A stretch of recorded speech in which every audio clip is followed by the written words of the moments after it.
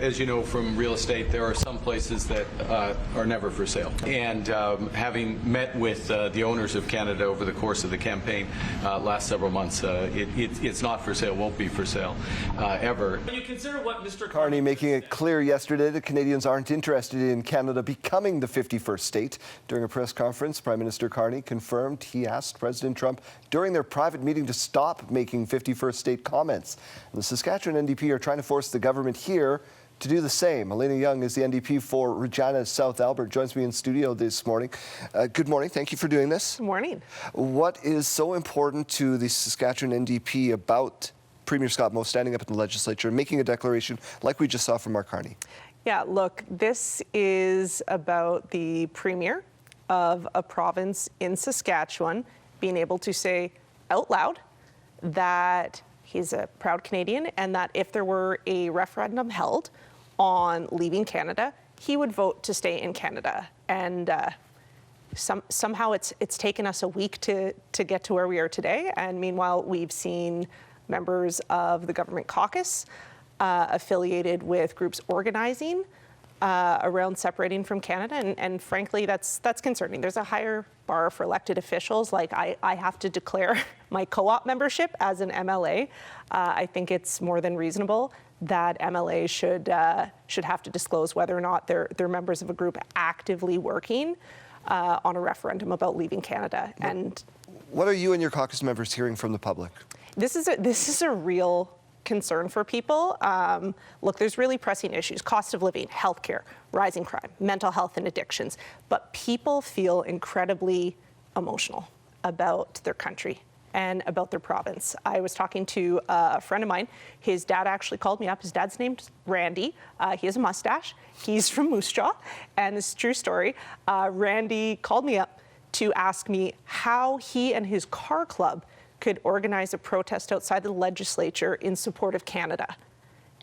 This is, you know, if we've got the Randys with mustaches and their car clubs wanting to rally outside of the legislature against separatism, to me, that tells me loud and clear that this is something that normal people in Saskatchewan care a great deal about. Unclear what the mustache has to do with anything, but I like the... Great mustache. Okay, fair enough. I'll have to see a picture. Maybe he's got some wax.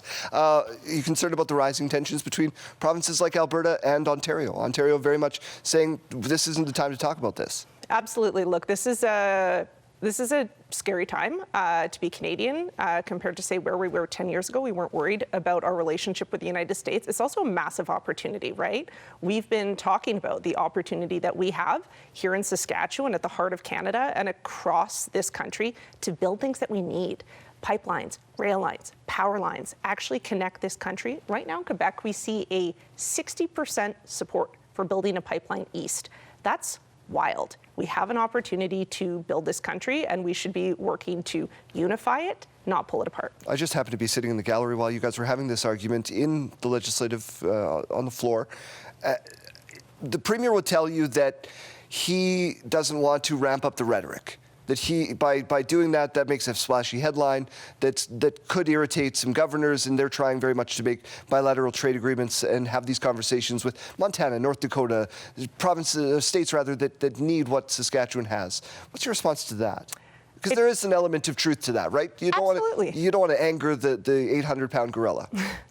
Sure. So international trade is crucial to what we do, right? We're an exporting province. We export 2/3 of what we produce.